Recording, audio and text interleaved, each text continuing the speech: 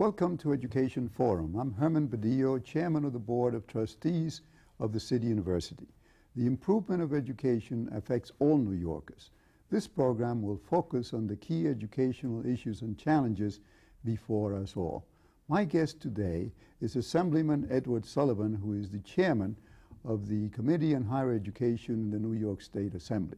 Assemblyman Sullivan is the Assemblyman from the Upper West Side in Manhattan, roughly from 87th Street to about 125th Street, one of the most liberal districts in New York City, and he has served in the Assembly since 1976. He's a graduate of the Sorbonne in Paris and the New School College in New York City, and he has taught English as a second language at New York University, City University, and other institutions. So, Assemblyman, welcome. You and I have disagreed and still disagree on many issues. We debated on the William Buckley show and other shows, but it's good to have the opportunity to talk to you directly. But before we get into the individual issues, tell me something about the work that you've been doing in Albany on the Higher Education Committee as chairman of that committee. Well, I'd be happy to do that. And first of all, thank you for inviting me on your show. We do agree on some things, disagree on others, Mr. Badillo, but it's certainly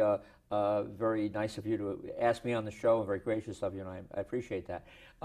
The Higher Education Committee looks over, our biggest job is the budget that the state enacts every year as it affects higher education. Over $4 billion go into higher education. That's for all the universities? All the universities, and state universities, city university, and many dollars are given to the private universities as well, plus student aid and other things. So all rolled together, that comes to over $4 billion, and one of my jobs, the most important job really, is to examine that budget every year and to try to make changes and additions that will make it a better budget. So this year, for example, with the help of City University, as a matter of fact, we were able for the first time to get a part-time TAP proposal. Tuition Assistance Program. Tuition Assistance Program. TAP is a tuition assistance program. Up till now, it has not applied to part-time people. Yeah, that's very important because you see, at the City University especially, because we have so many students who are older and who are married and have children, we find that they cannot work full-time, and up to now, they could not get tuition assistance because the kind of jobs they have don't pay very much. Right. So we've been pushing to have part-time tuition assistance, and this was really a very important decision. It was, and I appreciate the CUNY staff helped out. They have a pilot program, but when I said to them how many people are going to be involved in the pilot program, they said, well, probably all of them. So that's fine with me. We're going to, so that'll be one of the great innovations. We also put some money in that the governor, in his wisdom, or in my opinion, his lack of wisdom, cut out in previous years. We put a lot of that money back. For example, the SEEK program will get a 22% increase this year, as if that affects CUNY, and the HEOP and EOP and other programs will get similar increases. So we're able to get some money in there. We've got some money for full-time faculty because, as you know, Chairman Badillo, the ratio between full-time professors and part-time adjunct professors, which I was most of my teaching career, is too weighted on the side of adjuncts. Adjuncts are good people. I was an adjunct. But you need a heavier complement of full-time professors there. How does the budget look for next year? Does it look tighter or easier? Well, for next year, the budget is now just starting to be worked because the state budget, the fiscal year runs from April 1st to April 1st. So right now, the governor is starting to get his information for his presentation, which will be in January, to which the legislature will respond. I would urge anyone listening to this program who wants to have an impact on the budget to make their ministrations to the governor right now.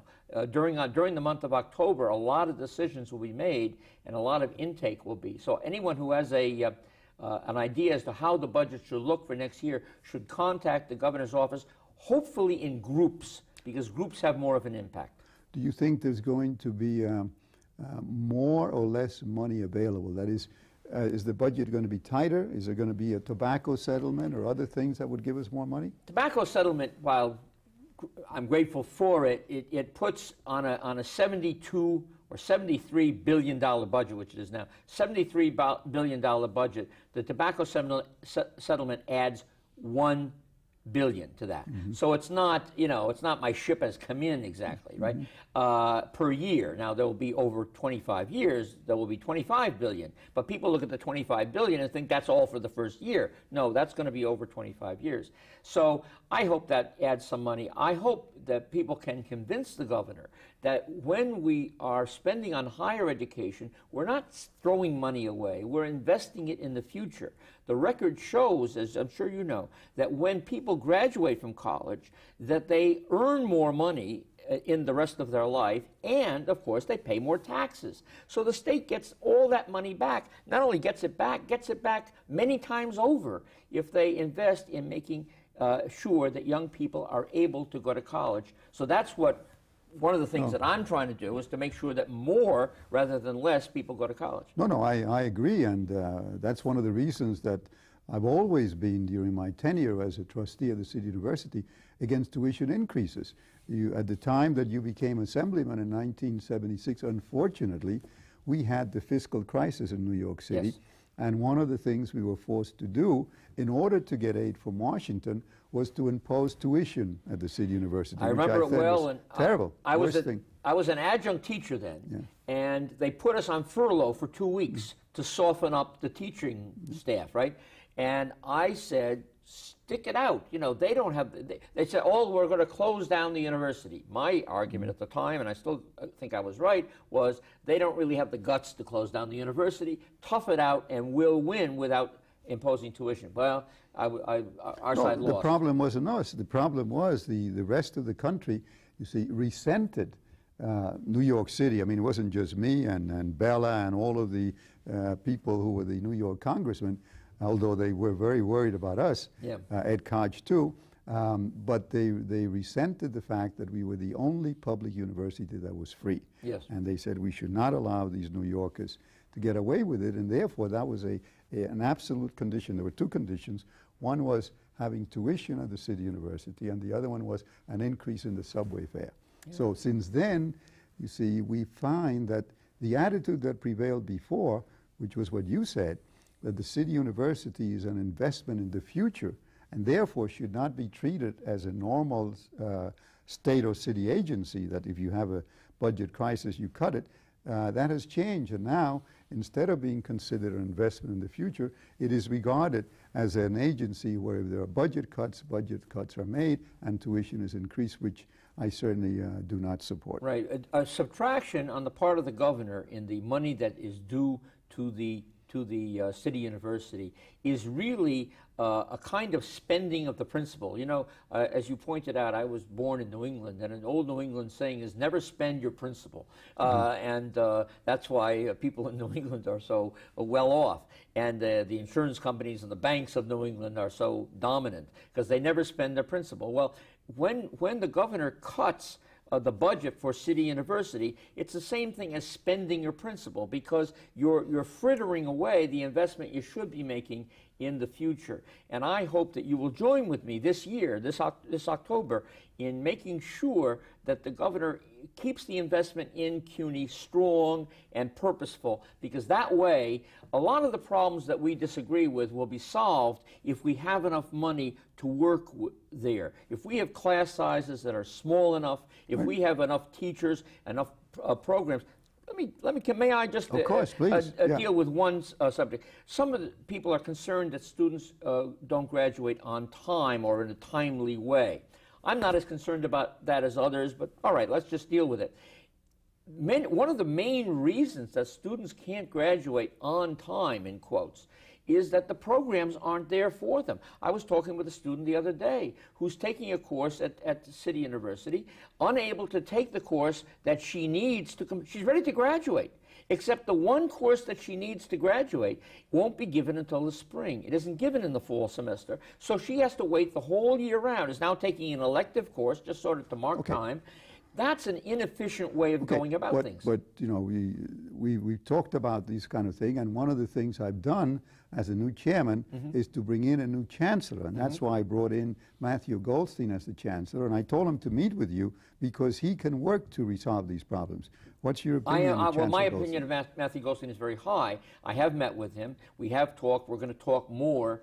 And, of course, the devil's always in the details. You try to get the details ironed out. There are several things that I think, and people that sort of agree with me in some of the issues that we've had regarding CUNY, vis-a-vis the remediation and other things. We think we bring to the table a reasonable approach, an approach based on reason and rationality. We feel, for example, that the more students that graduate, the better off the whole city is. Because we don't have oil wells here, we don't have wheat fields, we have people in New York. And if those people are better educated, then we're going to be able to offer businesses and the world the kind of thing that New York is best at, which is being excellent. But that's what, as you say, the devil is in the details, because you see, I agree with you, and I was shocked, as maybe you were too, when we discovered 2 years ago that students were going to be graduated from Ostos Community College who couldn't read and write English. I mean, I started Ostos, but I made it into the first bilingual college in the history of the state, but bilingualism means 2 languages, and the idea was to make sure they were educated. And so part of what I've been doing, and you know we approved it at the last board meeting, is to have an exit test for remedial work in order to ensure that the students will be able to go on to real college work and graduate. Well, here again, I think the people that I'm working with are in favor of a rational approach to that. For example, when a person doesn't do well in math, what does that mean? Some people do their arithmetic pretty well. It's just when they get to algebra, they don't know how to solve for x, or they may not know how to dissect an angle or whatever in geometry. But the rest of it's pretty good. Others don't know how to multiply with multiple-digit multipliers. Well, those 2 people are in 2 different places. And it's hard to say, we're going to give you, you're starting in Cleveland, you're starting in Boston, we're going to give you the same amount of time to get to Chicago. That seems to be irrational. No, but as you know, this is what Dr. Goldstein has discussed in previous program here and with you, that he is developing programs for those individuals who are just barely falling behind in one category or the other, by which they can be helped so that they do not fall out of the senior college. But what we want to do is, you know, that's easy. The tough one is to ensure that the business community and the employers of the city are assured that those who graduate will be able to perform in the profession or skill which they have gotten diplomas in. Well, of course, we want them to, but of course, Dr. Goldstein himself was the president of Baruch College, and Baruch College is on a par with the Wharton School of Finance. It's right up there. It's one of the best business schools in the country. And that's why I brought him in as chancellor, because I want him to improve all the other colleges the way he did Baruch. We will be right back after these announcements. Sure.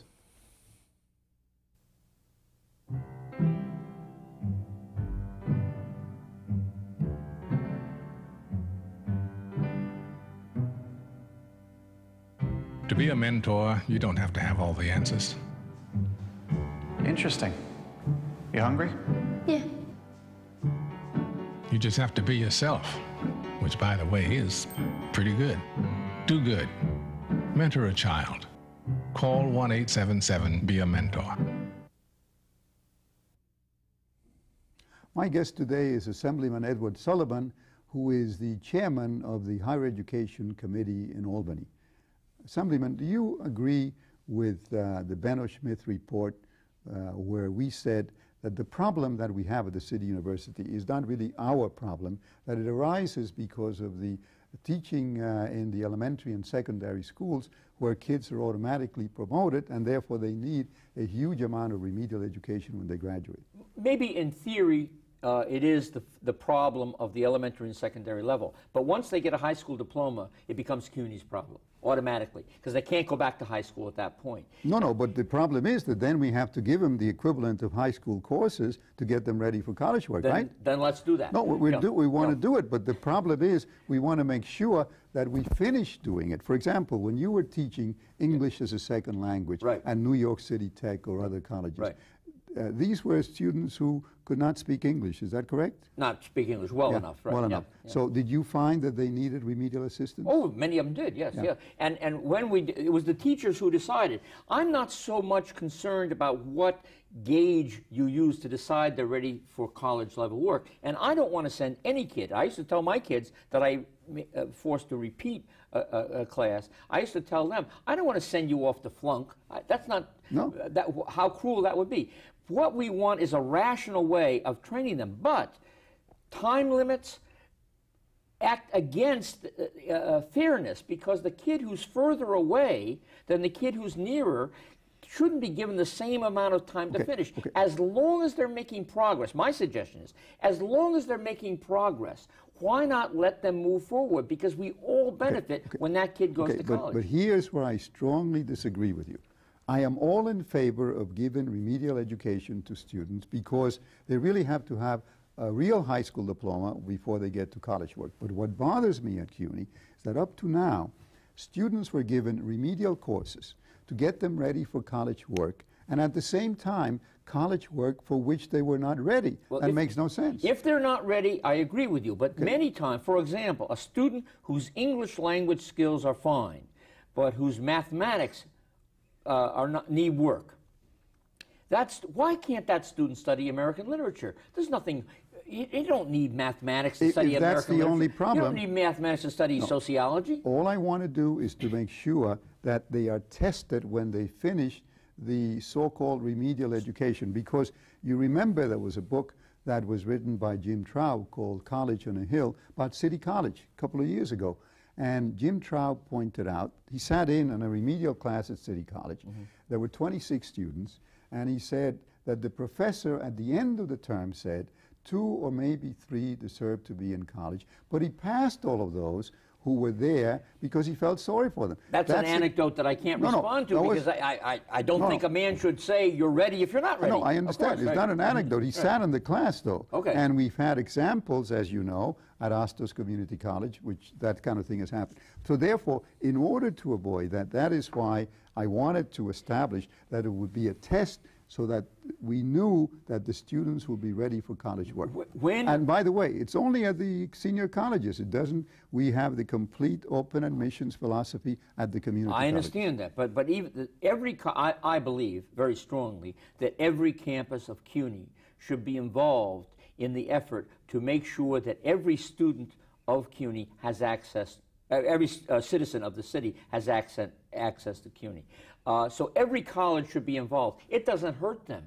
If a remedial student is walking down the hallway and passes a brilliant all-A student, it doesn't hurt them to sit in the same cafeteria, to date each other. It doesn't hurt them. So why can't Baruch be a part of the remedial program? We have, as you know, developed this program, which it's called Prelude to Success, where students can be in a senior college and get the remedial courses from the community college that they need. If you mean all the students that apply and all the students that qualify, I'm in favor of it. If it's just a little pilot program... No, the students that apply and qualify up to that level that we discussed before. If you agree with me that every campus, every single campus in CUNY, including the senior campuses, should be involved in the work of preparing the students for college-level work, because unfortunately students knock on the door and they're not prepared. We understand that. We agree on that. If you agree with me that every campus should be involved in that work, then I think we can move forward on that issue at least. We may have problems with others. I agree that the campuses should be involved, but the problem is, yes, but I don't believe they should be matriculated until they have completed the remedial education, because that's the problem, that in the past, because they were matriculated, many continued to take college credit courses, and I'll give you the example, which you're familiar with, at City College, where last year over 60% of the students who got a degree in education could not pass the teacher's exam in English. See, that's the problem that as chairman of the board I'm concerned about. I want to be sure that the students who graduate will be able to serve in the professions or skills that I'm going to share with you. I'm going to share with you statistics that the State Department of Education has given me. It was like pulling teeth to get it out of them. If of the students who were recommended to take that test, the graduation rate was up in the 80s. It wasn't 60%. So yeah, they recommended, but the point is, if they gave them a diploma, they should have recommended all of them, not just those who were going to pass the test. Yes and no. Not everybody who passes law school gets into the bar association. No, but on the other hand, as you know, I have been very unhappy with the CUNY Law School because I'm also on the Board of Trustees of Brooklyn Law School, and I've been concerned that the passing rate for the bar exam at CUNY Law School is lower than it should be. The first time around? Yeah. The third time around, well, they're fine. It's still not as high as I would like. What's the hurry? No, it's not. Listen, I wouldn't be a CPA if I didn't pass the CPA exam, or a lawyer if I didn't pass the bar exam. The problem that we have, those of us who are like me, who came here as immigrants who couldn't speak the languages, we can't afford to fail the exam too long because we have to go to work right away. I understand, but I think that the people who pass Yale Law School, many of them don't pass the bar exam. Right. That's okay because they can afford it. Okay, fine. Let me get back to the remedial work for a moment. I just really feel that when a student knocks on CUNY's door and says, "I want to further my education," if that student is not ready for college, of course they should not be taking college work in the area where they're not ready. But if, for example, their English language skills are fine and they need mathematics work in remedial courses, why not let them take those courses for which they are prepared while delaying those courses for which they're not yet prepared? What's wrong with that? That seems like a rational way of going about it. We have, as I told you, the Prelude to Success programs where technically they're taking the courses in the community colleges, but they're doing it at the senior college. See, so that helps to almost there. Almost there. I've almost got you there, Herman. Yeah, but if we could just get to the point where we can allow those people to matriculate and say, "I'm in college." The matriculation is what bothers me. Let me take up another issue because we don't have as much time as I would like, and that is, if we agree that the problem of remedial work is that students are not given the adequate education in the elementary school and senior schools, why should the students have to pay for remedial work? It's not their fault that they didn't. What we are proposing, and we hope to propose to your committee for the next year, is that we make remedial education free because, you see, many of the students have told me that because the tuition assistance plan is so limited, and many of them, of course, can't afford to pay it, they use up the tuition assistance or a portion of it in remedial work, and then what happens is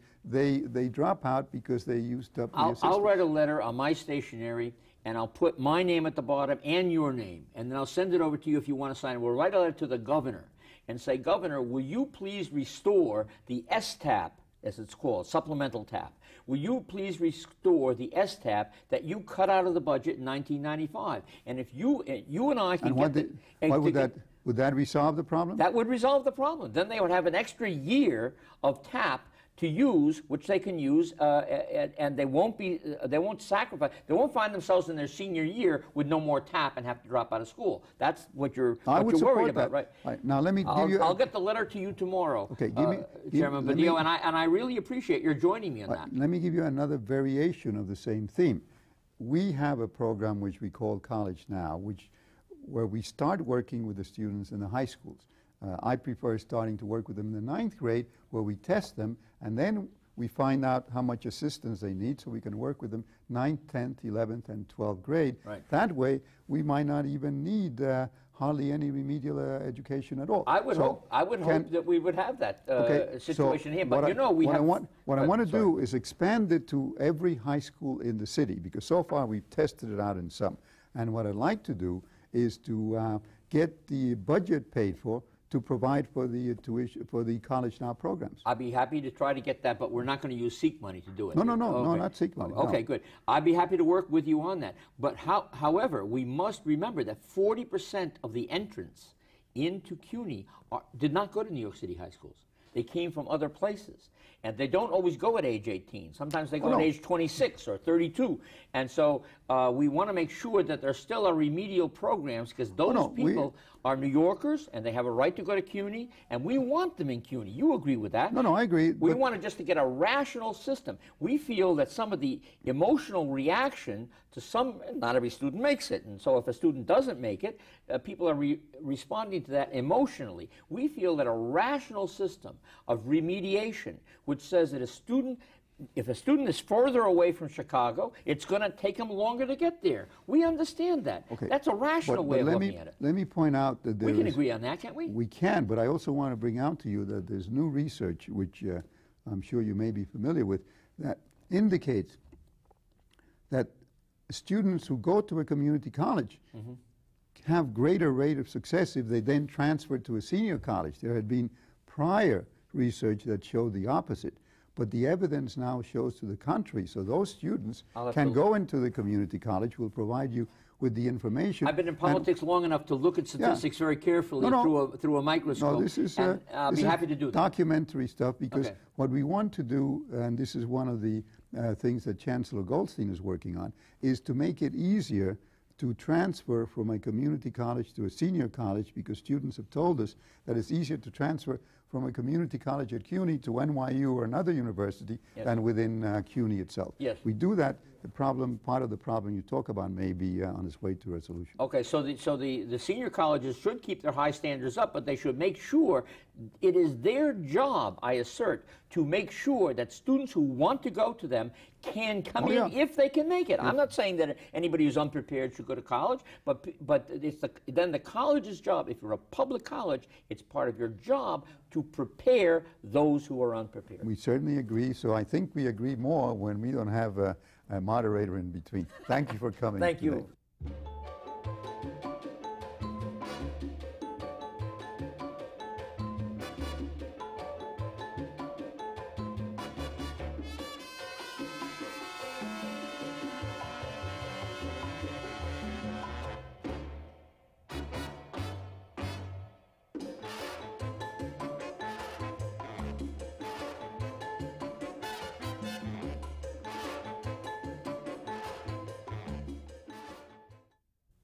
You can reach us by email at our website, www.cunytv.cuny.edu, or write to us at CUNY TV, 365 Fifth Avenue, New York, New York, 10016.